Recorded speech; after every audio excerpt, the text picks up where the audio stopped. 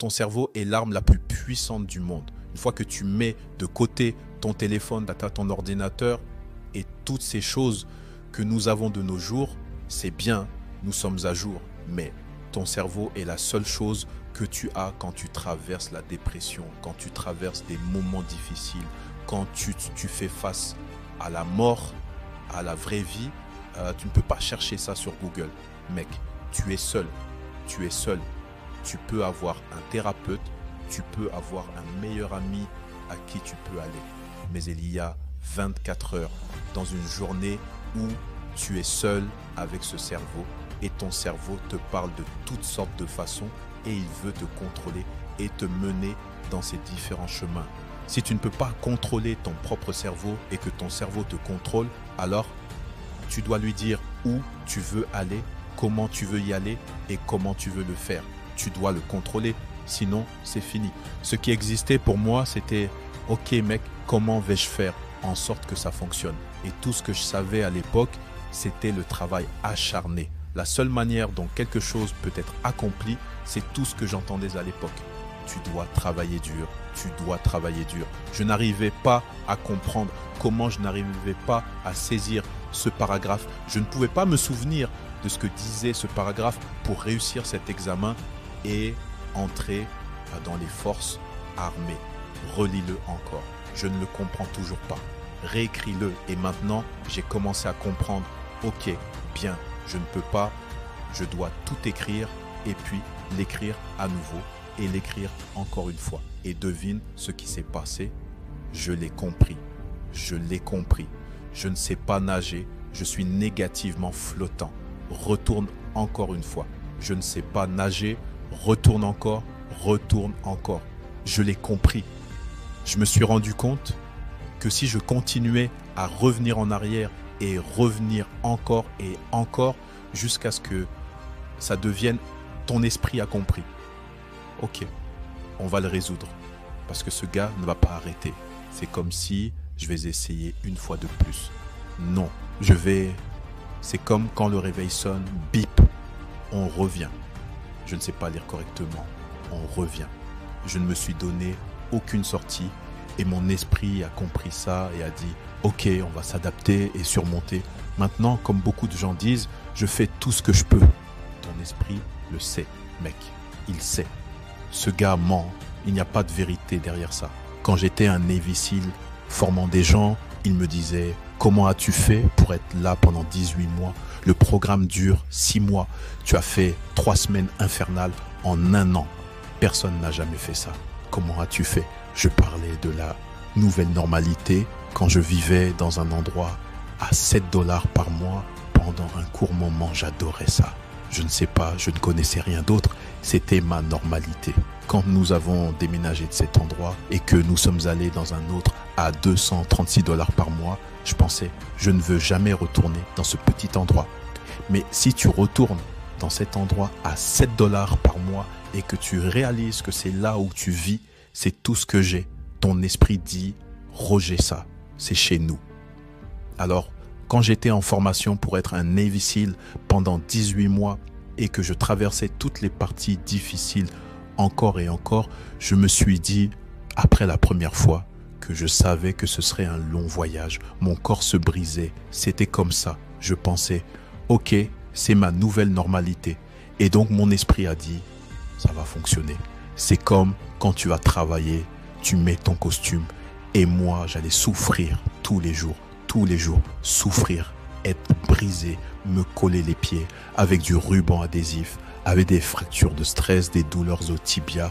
Être brisé, c'est ma nouvelle normalité. Et ton esprit dit, si nous ne sommes pas brisés, nous devons être normaux, nous devons être brisés. Alors ton esprit commence à devenir plus fort et plus fort.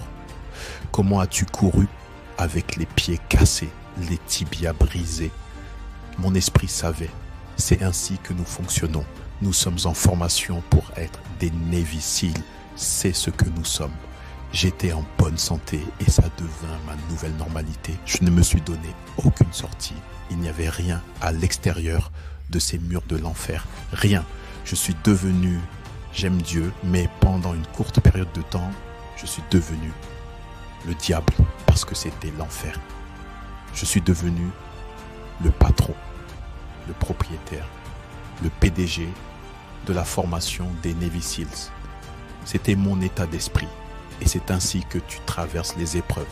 Tu t'immerges dans ce que c'est, tu deviens ça et tu ne te donnes aucune sortie. Quand je pesais 4,27 kilos et que j'étais aussi gros que l'enfer, essayant de devenir un Navy SEAL, la chose la plus terrifiante au monde pour moi, même aujourd'hui, c'était que ça aurait pu être le reste de ma vie.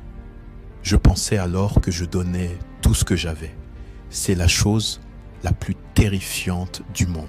Je pensais alors que je pesais 97 livres, travaillant pour Ecolab, pulvérisant des produits contre les cafards et gagnant 1 000 $ par mois. Je pensais que c'était le maximum que je pouvais atteindre, mon 100% de potentiel. Mais quelques années plus tard, je me suis rendu compte que je n'étais même pas près de ça. 106 livres en moins, je suis diplômé de l'entraînement des Navy Seals. Je ne faisais pas toutes ces autres choses et en repensant à tout cela, c'était moi qui essayais de faire de mon mieux. C'est pourquoi les gens doivent comprendre ce que nous avons en nous. On n'a aucune idée avant de vraiment essayer. Et je veux dire, vraiment essayer en devenant obsédé par l'idée que c'est ma nouvelle norme. Ma nouvelle norme, c'est que, waouh, ce n'est pas toujours amusant. Ce n'est pas toujours censé être amusant. Et c'est à ce moment-là que tu sais que tu essaies vraiment fort. Les gens écoutent mon histoire et pensent que je suis sadique. J'ai compris comment fonctionne le cerveau. J'ai découvert comment fonctionne le cerveau. J'étais un enfant effrayé et c'est ce qui me donne tant de pouvoir. Je n'avais pas de base solide et j'ai construit tout ça juste en étudiant l'esprit humain. La sensation que tu ressens est fondamentalement l'invincibilité. Tu réalises que tu ne peux pas le faire tout le temps, mais quand tu en as besoin, je sais que je peux aller dans un endroit où je peux vivre. Et quand tu sais que tu peux courir avec des jambes cassées et faire certaines choses que beaucoup de gens ne peuvent pas faire, mais qu'ils ne sont pas prêts à le faire, ce pouvoir, ce système nerveux sympathique de lutte ou de fuite, et quand tu te bats, il te donne une décharge d'énergie. C'est comme quand tu es là à 3h30 ou 4h du matin en train de te mettre du ruban adhésif sur les pieds parce qu'ils sont cassés et tu le fais tout seul et tu vas faire l'un des entraînements les plus difficiles du monde. Et ces gars, pour la plupart, sont en bonne santé, mais toi, tu traverses tout ça blessé. Tu es déjà en désavantage, mais tu es toujours là. Tu peux puiser dans ça et l'utiliser pour obtenir une grande puissance. Mais si tu regardes cela et que tu te dis « je suis brisé, je ne vais pas y arriver », si tu le vois comme « je suis brisé et je suis encore là et je me bats et je vais trouver une manière de m'en sortir parce que je n'ai nulle part où aller », ça te donne beaucoup de puissance. Quand les choses commencent à vraiment mal tourner, mon cerveau et celui de beaucoup de gens se déconnectent. Tu ne vas pas penser à ton père qui te bat. Ton cerveau dit « gagne ici, c'est misérable ». Donc la colère disparaît souvent quand tu souffres parce que ton cerveau dit « nous devons courir, nous devons partir ». Donc cette colère ne surgit pas en disant « je vais leur montrer à ces gens ». Non, il doit y avoir quelque chose de beaucoup plus profond. Si je dis plus profond, ça doit être jusqu'au sol minéral. Il faut que ce soit jusqu'à ce sol minéral où rien ne peut te brûler. Tu ne peux pas brûler la terre. Donc ça doit être aussi profond, littéralement au noyau de ton âme. Et tu ne le trouves pas à moins que tu passes beaucoup de temps à comprendre ce que tu veux vraiment être dans la vie. Je ne peux pas te le donner. Tu ne peux pas le donner à quelqu'un quand tu trouves ta véritable passion dans la vie. Et ma passion pour moi, c'était comme je veux être un Navy SEAL. Je voulais servir mon pays. C'était important pour moi.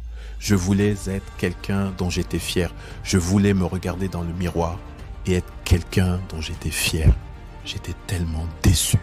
Ce sens de la responsabilité, comme j'en ai parlé plus tôt, j'étais tellement déçu de ce que je voyais chaque jour. Je voulais que tout le monde aime David Goggins. Et beaucoup de gens l'aimaient, mais je ne m'aimais pas moi-même. Mais je savais que beaucoup d'entre nous veulent te trouver la paix en premier. Alors ils diront, tu parles toujours de cette souffrance et de cette douleur, mais moi, je suis en paix maintenant, parce que je vais faire cela. Tu ne trouves pas la paix d'abord. Si tu la trouves, joyeux Noël, plus de pouvoir pour toi. Mais j'ai trouvé la paix de l'autre côté, en me trouvant moi-même. Et personne ne se trouve vraiment sans passer par des épreuves, des tribulations, des souffrances et de la responsabilité.